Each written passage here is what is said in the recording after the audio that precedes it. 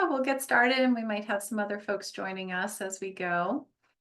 So we are, back to the beginning here. Oh, I'm going in reverse. Don't look. Okay. All right. So thank you for coming. This is Juggling Caregiving. I'm Michelle McGrath and I'm a care manager here with Seabury Care Management. I wanted to thank United Healthcare for sponsoring this series and allowing us to be here together. Seabury Care Management, Seabury is going on 100 years now. And at Care Management, our goal is to help older adults maintain a high quality of life. And we care managers and our life enrichment specialists provide counsel, advocacy, coordination of services. We offer engaging activities to meet older adults and people with disabilities and their families, unique needs, social, physical, emotional, financial. And we are the only organization in our area that provides a sliding scale subsidy to individuals and families in need of care management. And I'll ask if Chessa can monitor the chats as I'm on the shared screen and I can't see. So if anything comes up and you need to put something on the chat, please do. And I'll ask Chessa to keep an eye on that and let me know throughout the presentation. So today we're going to go over some common concerns for people in a caregiving role. I want to have some time where we can offer some mutual support about juggling caregiving responsibilities and finding ways to cope, especially when those emotions are running high, and resources in your community and how you can access them. So caregiving, what are you juggling? I have this bowl here of tennis balls, and each representing a different stressor in life. We're going to run through some scenarios, and I'll ask you to use your imagination and pretend for a moment that you're these different caregivers. And think of this as some of the stressors you might have in your life, whether it be financial, medical appointments, insurance, emotional needs, self-care. And as we go through this, some things may come up with your situation. So for a moment, imagine you are Wally. So Wally is Rose's husband of 60 years, and his wife has dementia, and Molly's helping her with personal care and meals at night. And on weekends, he's Rose's aide when she's not on duty. Rose has been wakeful at night, so she's rummaging through a closet, and you have to stay up to ensure her safety. You're losing sleep. Rose has accused you of being unfaithful. She thinks you're spending too much time with that other woman who is the aide. You've noticed a change in your eyesight. You know you need to go to a doctor to get it checked out. And your eyesight's affecting your ability to pay your bills and your comfort with driving.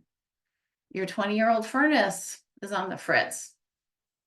You notice that your grandchildren look uncomfortable and they don't come around to see your wife much anymore. Your 85th birthday is coming up and your family wants to throw you a party. You just learned that your best friend of 30 years broke his hip. And Rose has become incontinent and she's refusing to wear her incontinence products. Her behaviors become disruptive at church, so you haven't gone as often. And look at all this that you're juggling. And now I just want you to imagine for a moment that you are Sally. Sally is the daughter that's in town. So she just got a good new promotion at work. Great. Her husband enjoys spending time with her and wants to spend more time with her. Her oldest daughter is going off to college next week. She has to take her father to a doctor's appointment. And Imagine, again, you're Sally, you've gained 20 pounds in the past 6 months as a result of stress. You got a big work deadline, and you want to accompany your mother to her medical appointment and help out your dad. Your brother is thinking of visiting and he wants to stay with you.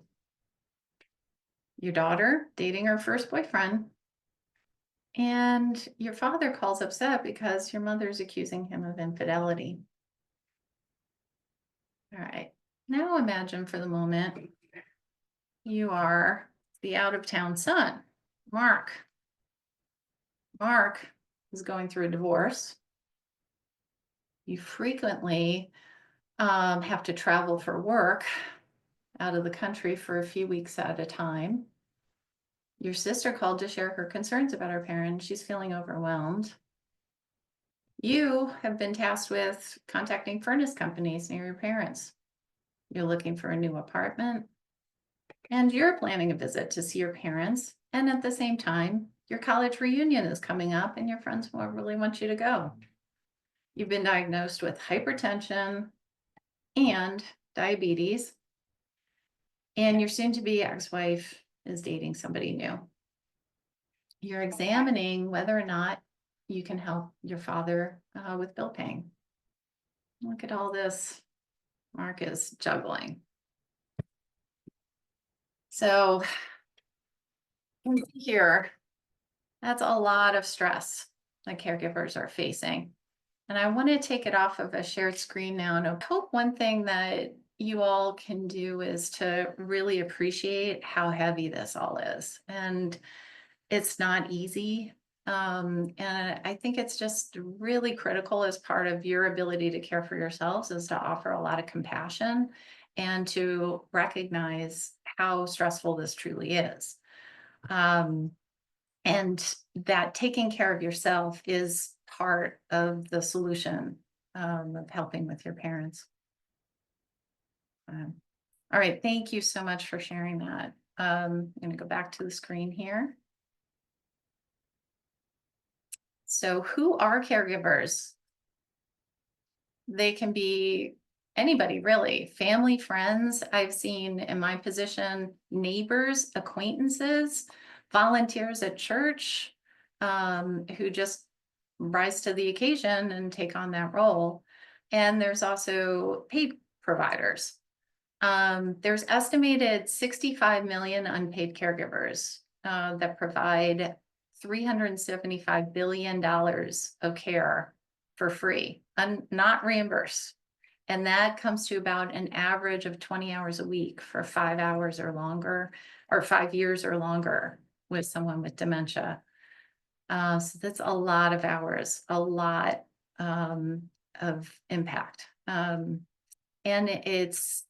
the studies have shown a lot of negative impact on caregivers' physical, emotional, and financial status that leaves lifelong effects.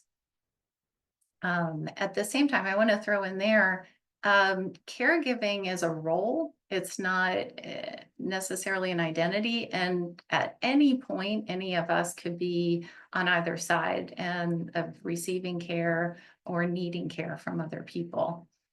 So it is a fluid role throughout life. So caregivers may experience a lot of emotions, and sometimes even contradictory emotions can occur at the same time. So a list here of some common emotions: anger, resentment, anxiety, depression, grief. At the same time, gratitude, calm, appreciation, patience, and weariness, burnout, dissatisfaction, and also pride, regret, feeling strength. It's incredible how many waves of emotions can go through when somebody is a caregiver. And there's this great quote by John Kabat-Zinn, a famous psychologist: "You can't stop the waves from coming, but you can learn how to surf." So that's what we're going to do for these next few slides. We're going to learn how to surf a little bit. So part of riding the emotional waves that come through is just knowing it is only an emotion and it's just there to be observed, to be experienced, and it has a beginning, middle, and an end. It's not going to last forever. So practicing flexibility in how we respond to those emotions can be a key to riding them out. Knowing what your triggers are and considering it practice as you respond to those triggers, and that's a lifelong process. And I'm sure some of you have experienced as caregivers, different triggers that come up over and over again. I know for myself, I have. And considering it as not berating yourself or getting upset, but to say, hey, I'm going to try different ways of responding when those triggers come up. Again, I can't emphasize enough being compassionate with yourself versus judging. It makes all the difference in how your emotional system responds. And noticing what thoughts you have.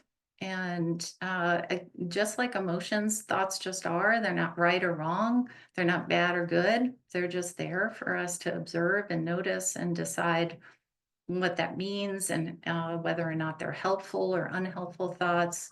Some to notice, is this a familiar thought that keeps coming back? And then noticing the emotions and putting a word to that emotion, labeling, using a list of emotions can be helpful for whatever reason. Just using the language to describe an emotion just takes some of the intensity out of it. And then just noticing how intense is that feeling and how much are you willing to feel it, and pausing and deciding what you want to do next. Just asking yourself, how willing am I to ride out this wave right now? And what helps me with keeping moving forward? What's this feeling telling me? Like maybe it's telling you something really important, that a boundary was crossed or you need a break, or there's some help that's needed, or maybe you're grieving a bit. But just exploring, okay, I'm having this feeling, I'm having this thought, what's it telling me? And are there any emotions underneath the bigger ones? So we get into these patterns of emotional responses, and then we maybe don't notice some underlying more vulnerable emotions that come up underneath that. So just being curious about, is there something more that I'm feeling that's maybe a little less comfortable, that needs some tending to? So I'm sure all of you, and I hope that all of you have many things that have worked for you in writing out emotions. So we'll try a few things right here, and then I'm curious when we open it up near the end, what's been helpful for you. But the mind is funny. Even just pausing, taking a deep breath, and that's a big belly breath, signals to us that there's no threat. So we have like a very basic threat system that responds to emotional stressors, just like it responds to really dangerous, unsafe situations. So if your body is breathing with your belly, it's telling us, well, there can't be a tiger attacking us. There's not really a threat coming. Another thing is rehearsing calming thoughts and endearing words to yourself. Some common ones that people find helpful are, things are going to be okay. Or maybe bringing some words from a loved one when growing up, that you remember as a kid that were very calming and soothing words, can really help that threat system just stand down. Bringing focus back to the present, and what you have control over, which is an active process, can be helpful. A lot of like when we're in that really strong emotional state and it's really unpleasant, we tend to go to the future or the past, do a lot of comparisons, and get out of our present moment. And then reflecting with observation rather than judgment, and to just say, hey, how did that go? What worked well? What didn't work well? What would I like to take away from this? What am I really proud of that I did? And spending a little bit of time, this could be 30 seconds or less, reflecting on how an experience went. And building up a diversity of what you're thinking and your what you're doing, so you can build more flexibility in how you're responding when you're in this emotional state. Taking care of your sleep, your eating, moving your body, and being outdoors. I think that's such a big part of emotional well-being, is just tending to your physical body. I know you all know the term hangry, and just sometimes it's, oh, do I just need a rest, or do I need a snack, or do I need to just take a walk? And that can just help defuse a little bit of the emotional tension. And then when needed, seeking mental health support. So again, be really good at giving yourself, and I hope you have people in your lives, giving yourself credit for doing a hard job. And keeping things that are important in an organized way. This is something that is really challenging for me, but keeping documents readily available, keeping records updated, and having a system in place so things are not last minute scrambling. Remaining open to different ways of doing things. If nothing, caregivers become really good at being flexible and adaptable, because especially with dementia, things continue to change. What works one day doesn't work another. So not getting too attached to any one way of doing things or one way of looking at things can be hugely helpful. And knowing your core values, and what's the big picture? Are you acting to what's important to you in the long term? So the Viktor Frankl, the psychologist and Holocaust survivor and writer, has this great quote: "Those who have a why to live can bear with almost any how." And I personally find those words very inspiring in dark times. And I have a little post-it that I keep to remind myself of that. And then seeking out glimmers of connection and seeing ways that you yourself are stretching and doing things maybe that you weren't even aware you had in you. Caregiving will give you those opportunities, and there's so much that's hard about it. And of course, that's going to get a lot of our focus. And there are usually small moments and things to reflect back on that give you a real sense of like connection with your loved one and purpose. And sometimes they're few and far between, but those small moments, if you can seek them out and have your radar up for them, can really help to deal with the hard times. So creating a support system, there is help available. You're all here right now, which is wonderful. Anything you can do to build up your support system. So there's some formal and informal supports we'll go through. And just to always know you're not alone, and that there's something, even if it doesn't meet the total solution, maybe it gives you a proximity towards the solution. For veterans, veterans and spouses, there's a lot available within the VA that might help to deflect some of the cost and some of the stressors. And there are benefits available that aren't all needs-based, so not all income-based. The Area Agency on Aging in each county or DC is the place where you can start. It's not always called the Area Agency on Aging. Each area has a different name for it. But they're a repository of resources and services, and they can include access to case management, which is it's different from care management where it's not as intensive or as individualized, but that can be a source of support. It can help link you to homebound meals, home care, transportation, and there's a list at n4a.org, and I'm happy to talk about them of where you can access your local area agency on aging.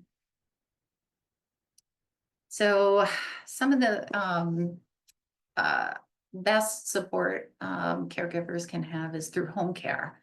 Unfortunately, it's very expensive and the price has gone up a lot in the last few years.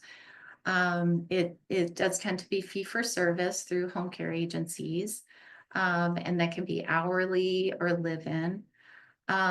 It could be, the cost could be deflected by, again, county or DC programs or the VA. Or if someone has long-term care insurance, that can be another way to deflect the cost.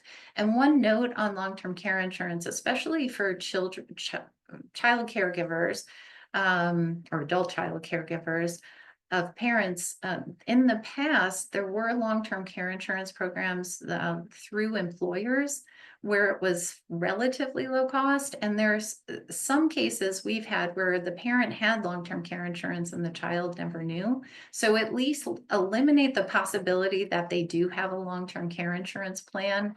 And you might be pleasantly surprised that there might be one.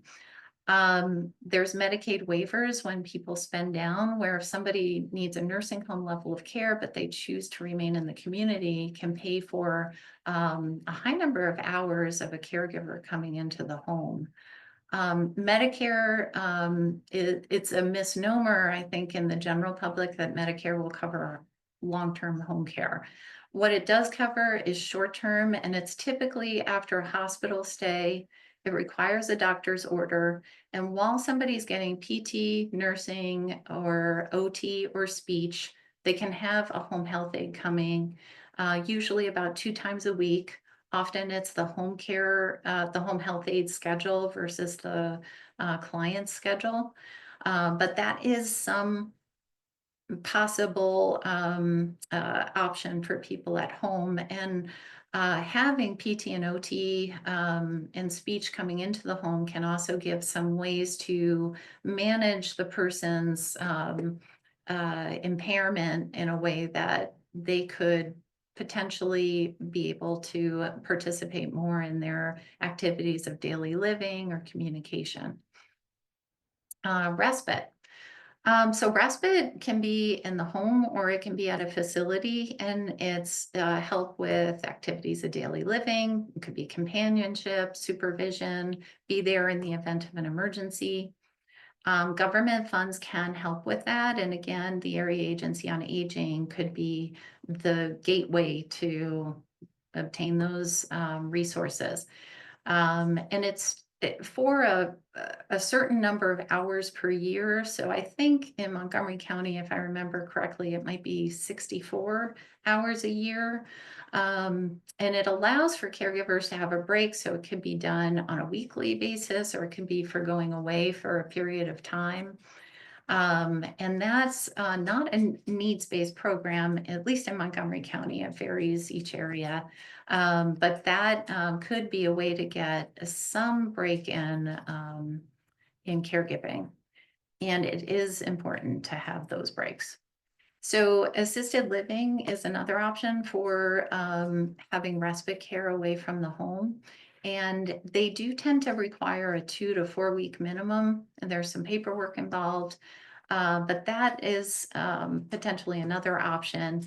And that also can be an option if somebody's considering that assisted living might be a better fit, that somebody could try it out for a short period of time or as a transition point if it works out well. Adult day programs. I love adult day programs. I used to work at one, and they can be a place where seniors and people with disabilities can have social engagement, meals, transportation, activities. They usually have a nurse on site that can provide medication management and general medical care. Some of them have PT, OT, primary care, speech therapy coming to their adult day programs to provide those services. And there's a number of them that have special interest associated with them, or that they're culturally or language based. So it can be a really great option for people if they don't have a possibility of connecting with people from their culture, or they don't have people in their lives with that shared interest. And there is a Medicaid waiver for adult day programs that if somebody qualifies, it can pay for the cost. Many of them do offer transportation to and from, so that it can be quite a relief for people. Visiting providers. A lot of people don't know there's still house call doctors and nurse practitioners and PAs that come out to the home, many of which take Medicare. And some offer some auxiliary services like social work. And that is available in the DMV. There's also concierge doctors who, for an annual fee, can offer either home-based care or a hybrid of going to office and home. There's podiatrists that come out to the home, psychotherapists and counselors that come out to the home. And as we mentioned before, through the skilled home healthcare benefit on Medicare or private insurance, PT, OT, and speech can come out, and nursing. Villages are another great resource for people. And this has been a movement that's been going on, I want to say, maybe 40 years now. That's really grown so much in the last 20. And villages are neighbor to neighbor connections. So they're nonprofits that are really catered to their membership. And they build linkages among the members to offer what the members are looking for. So it could include social gatherings, educational opportunities. They offer trips, and then transportation. Most of them offer transportation to medical appointments or other events in the community. And they just are, they mostly offer all these services for a low annual membership. And the supportive communities or senior living, sometimes we don't know what's available among us until we need it. There's NORCS, which is one of my favorite in the senior living community of acronyms. So that's naturally occurring retirement communities. And these are apartment buildings that just over time, people have lived there for a long period of time and they've aged in place. And they start offering support to one another or shared resources. There's independent living and congregate housing for seniors, and some of them are subsidized.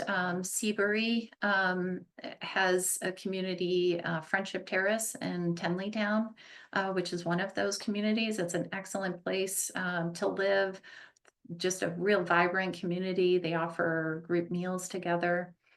And then there's independent living with enhanced care, which could be where you're choosing from a menu of additional services that would work with independent living, and aren't exactly assisted living, but do give a little more care as somebody stays in independent living so they can remain there longer. Assisted living and memory care, which they could be very large organizations nationally or regionally. Sunrise is a big one in our area. They might be smaller groups of assisted livings that they offer, maybe they have residents, or 50 or so residents in their communities. And then there's independent home assisted living communities and neighborhoods where there are renovated homes within, everyday neighborhoods. And they usually have about anywhere from 5 to 10 residents. And then there's skilled nursing facilities. And one thing to say about skilled nursing facilities. So over the past, I don't know, 30 years or so, most people, when they need rehab after a hospital, they go to subacute rehab, which is within a skilled nursing facility. And that's covered by Medicare for a period of time if people qualify. For long-term care, that's not covered by Medicare. Medicaid is the only public payer for that. Otherwise, it is private pay. And that's when skilled nursing facilities are otherwise known as nursing homes, and for long-term care for when that's the best option for clients or the most available. So some resources to check out that may have grants or different programs available are disability-based organizations or disease-based organizations, prescription drug manufacturers. They often offer not just support groups, but some offer financial assistance or programs that can help alleviate some of the stress of caregivers. So the Alzheimer's Association, Parkinson's Foundation are two of the larger organizations with a lot of resources available. Also checking with local organizations like the Lions Club, Rotary, or even online, there's like social media influencers that can offer small grants or different programs that are geared towards caregivers. Community listservs, a lot of times people are exchanging information on community listservs, and caregivers can utilize that. So for example, like if you have two people in a neighborhood who could use an aid, but maybe don't need an aid for 8 hours, but maybe the two could split the hours among them. So that consider even where you're living as a resource and reaching out. You just never know through those informal connections what can develop. Senior centers, which is another really wonderful resource, can offer a lot of activities, trips, engagement, and social clubs. And there's a program called the Memory Cafe, where caregivers and loved ones with cognitive impairments can go for a couple hours. Usually it's a couple hours a week. And the caregivers split off into one group to offer support to one another and engaging activities. And the loved ones with cognitive impairments are going to a separate part of the program. The departments of recreation in each area offer adaptive recreation. So that can be another resource to have different exercise programs or trips or other ways to have more connection with others and offer some fun and, more health and wellness activities.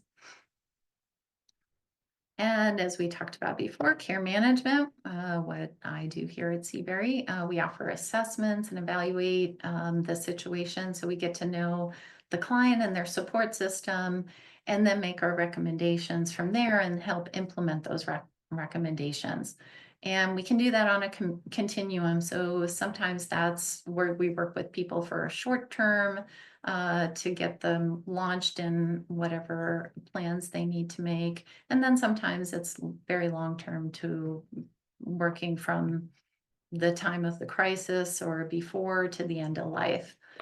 We do crisis intervention, advocacy, work to help with financial matters, health and disability, work with family supports, and being that linkage to resources to help with whatever comes up in quality of life. And here's just a list of some books and websites and a podcast for more information and support if you'd like to take a look at them and read up a little bit more. I'm a reader myself. I've gotten a lot of great cathartic information from reading about caregiving. Being Mortal is one of my favorites. The Caregiving Action Network is the biggest alliance of caregivers in the nation, and they offer a lot of great resources. And if any of you are part of supporting more resources and advocating for legislation to support caregivers, that can be a great place to start. The Rosalind Carter Institute for Caregivers offers a lot of great resources and trainings. And I just stumbled upon this one, the 24/7, which is a podcast about caregiving out of University of Texas, I believe. It's just wonderful. People just talking about their own experiences, and then some have the lady, her name's Kitty Eisel, interviews a lot of experts or fellow caregivers on their journeys and what's been helpful to other caregivers. And yeah, I think that's another great resource for folks. So I just, I want to open it up. I don't know about all of you, and hopefully we'll get some people agreeing, but I think the best part of any dialogue or any presentation is the dialogue that happens and sharing our stories. So I want to shift over, and I want to thank again United Healthcare for supporting this series. And I'm going to take it off of share and see if we can maybe open it up and talk about some of your experiences and what's been helpful for all of you.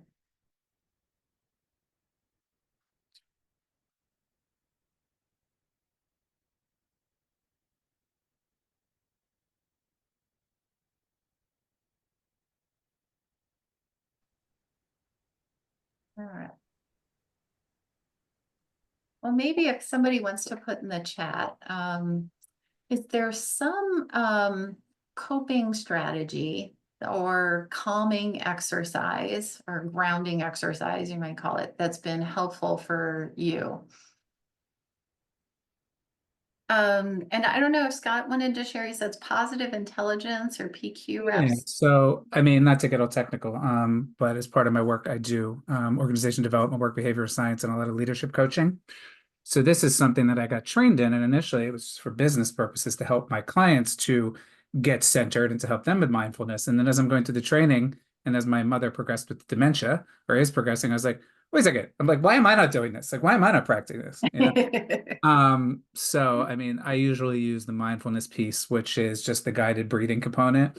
But what's really interesting is the methodology of it is, based on the fact that short version is our brains can't do really two things at once. So if you're focusing on something that's either visual, auditory, or sensory, it snaps your brain out of a loop, right? So that then you can begin to, actually calm and focus. So part of it is while you're meditating, it's like, rub two fingers together or focus on, a surface that you're touching, focus on the temperature.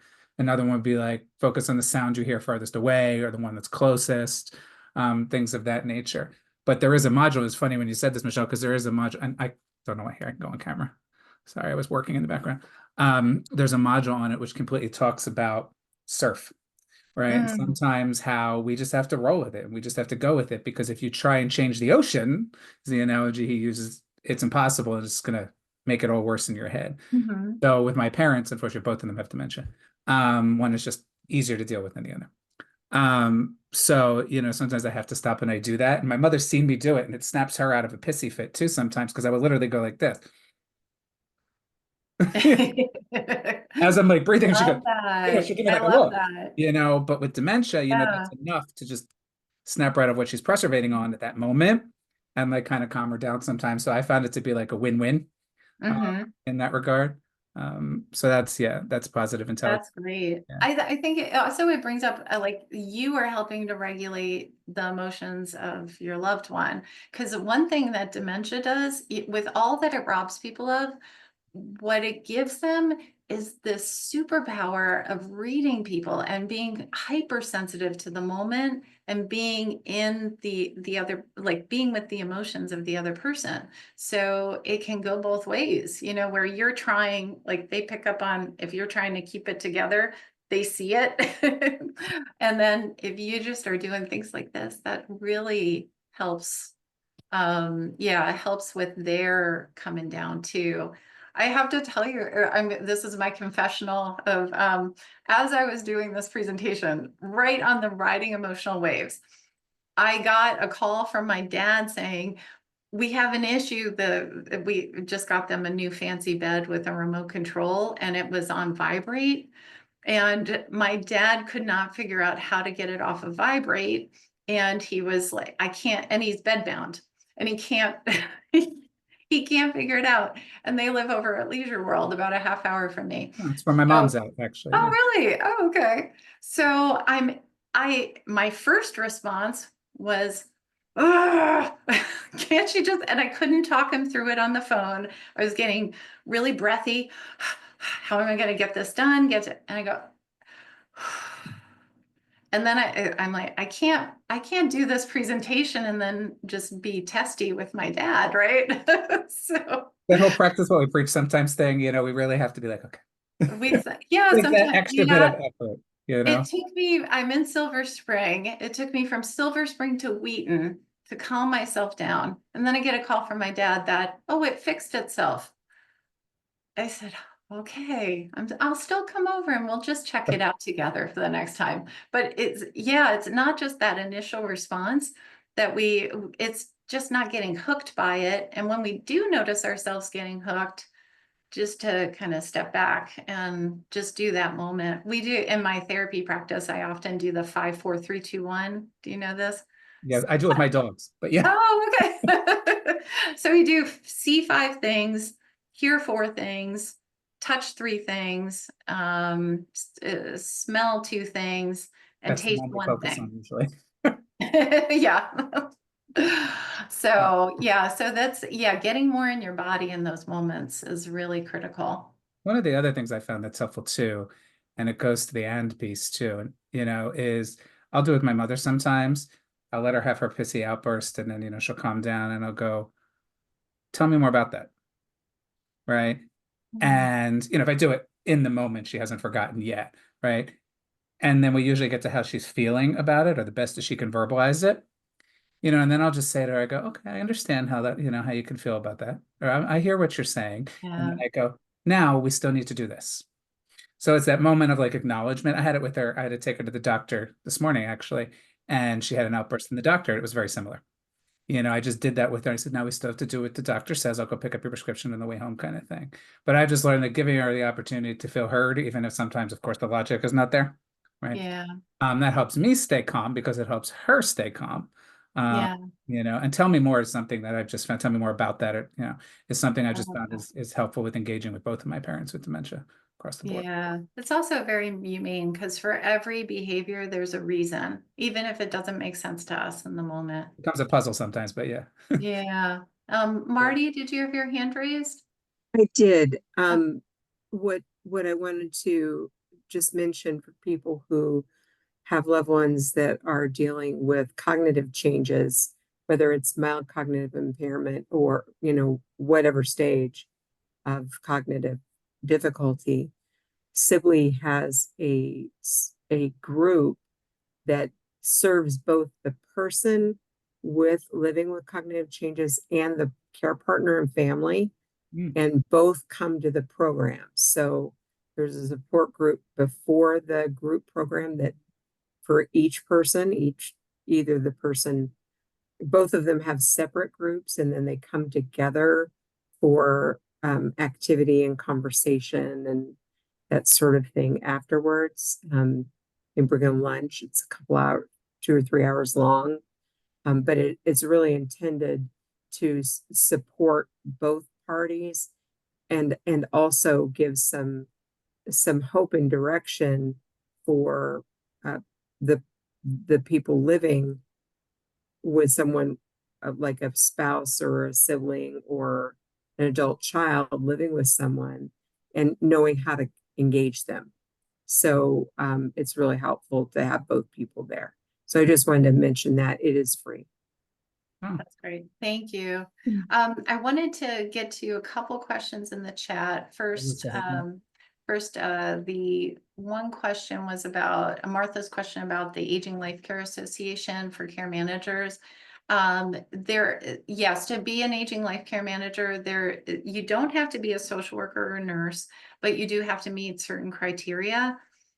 So for those who aren't social workers or nurses, there's like usually there's a separate, or there's certain things they have to show that they do know.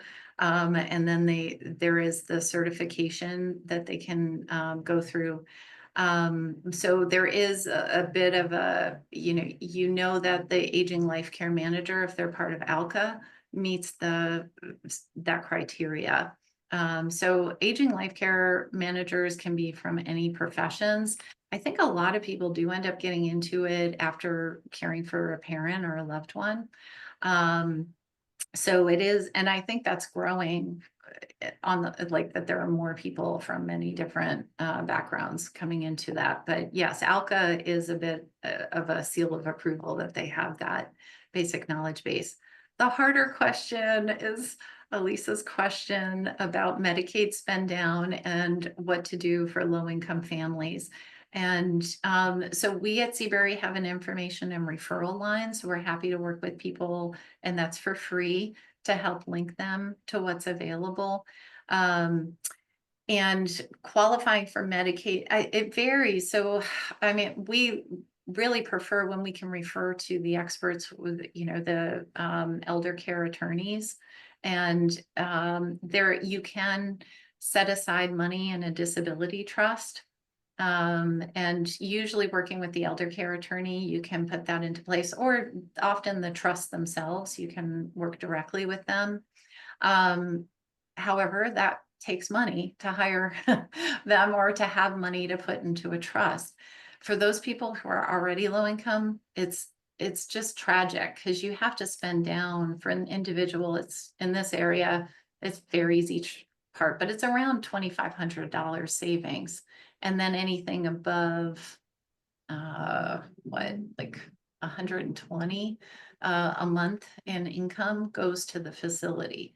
And the Medicaid waivers, they don't allow you to have actually enough money to pay for rent in a lot of cases, except for if you're in subsidized senior housing, and then you can potentially pay for it because they look at medical expenses. So it's not assisted living, but it's sort of, and I might get dinged for saying this, but dealing with the situation as it is, subsidized senior housing can be somewhat of a solution for people who don't have money for assisted living. Because at least at a few of them, there's congregate meals, there's more providers coming because you can get to more people in a small area. And then you can potentially have subsidized rent, and then Medicaid, if you spend down, where you can have the waiver pay for the aid services. In DC, the waiver is really feasible. You can get it.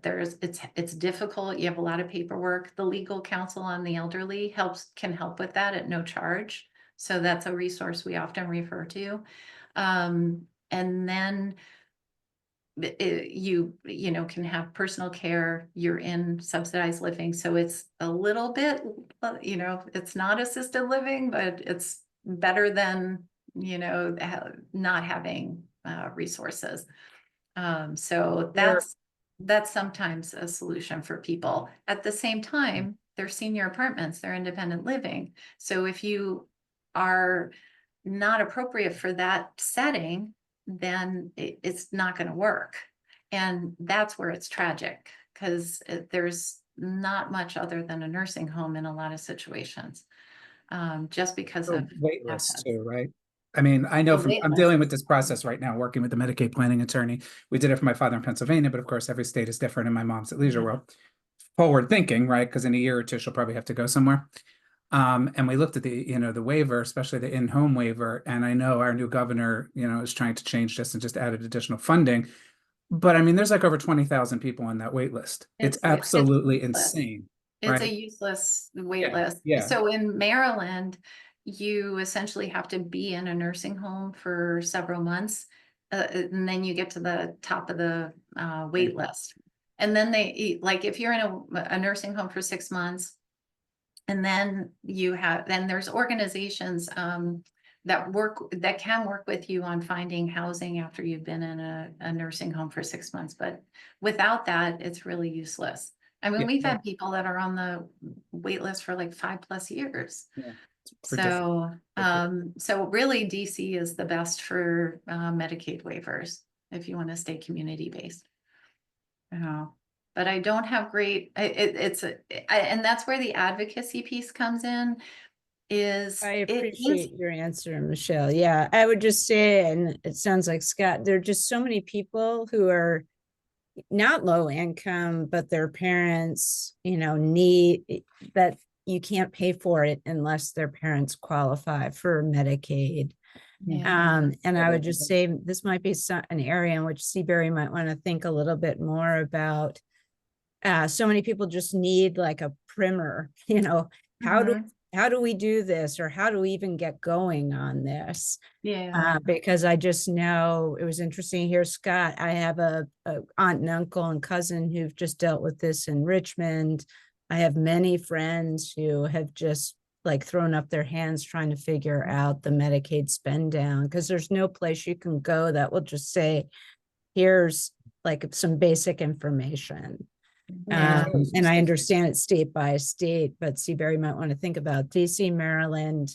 If you're thinking about Medicaid, trying to qualify for Medicaid, here's how you get started. That would be a resource a lot of families would be interested in. And I would have loved to have that, because the cost of hiring a Medicaid planning or estate planning attorney is not cheap. It averages between 12 and 15,000, all inclusive of everything, like including having to rename deeds and open up trust and place phone calls to HHS. I mean, the shebang, but still, it's not cheap. Now, the thing is that if you spend that amount of money, assuming, of course, low income, obviously different situation, but if it's there, that counts towards their spend down anyway. So when they do the calculation of how much money, you have to, I hate this, how much money you have to get rid of and become destitute to get support, right? They do count that as well. So, I mean, if you're going to have to liquidate assets, that's one way to actually look at it. That can be IRA, that can be the retirement, like whatever they have, that expense will be included. But yes, I mean, if you don't have that laying around to begin with, they don't have it coming in to begin with, then it becomes a total often overwhelming hoop jumping.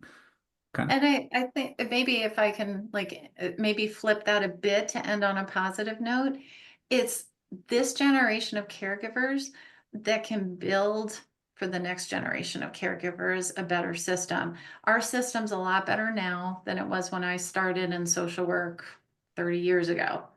And as bad as it is, these things, like if you think incrementally and you can think of like how can I take what's happened to me and build it into something that can be helpful to others, that can also be a way to cope with the day-to-day difficulties, that you see there's a bigger purpose for this, and that there's a lot you learn from being a caregiver. Like I said, many of them go into care management after. And Marty, you said, what, I'm going to change this if I do this again.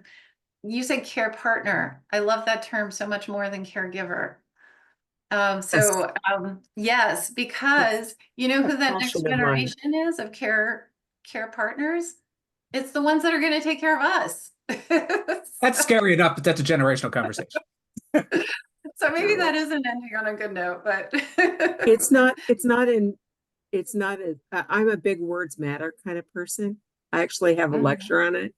And partner is less offensive to the person that's receiving care.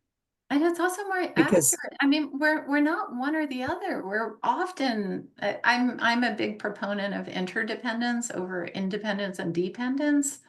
I agree, Marty. So yeah, thank you for that. I think we're gonna update our language here. We did that too, Marty. It's funny you say that, because I'm on the board of Arts for the Aging, and Arts for the Aging actually works with a lot of assisted living facilities and helps those with cognitive impairment by bringing in our teaching artists. to do all kinds of different things, you know, which actually helps the cognitive process. Anyway, it's not a plug. My point is we went through a rebranding and we were doing the strategic plan over and we did some interviews around that as well. And yes, updated to care partner. And all the collateral, marketing collateral for that reason as well. So that's great. And you're doing great work, by the way, because art is so incredibly important for people living with dementia. Yeah, thank you. Yeah. Well, I know we're at the end of our time. I want to thank you all for joining us. And just to note, we have another part coming up in our series. Where is it? Okay. Sorry, Greg, if you're still on the phone, I lost the date, but it'll be in January. We'll send out notice. All right. Thank you so much, everybody. I hope you have a good rest of your day.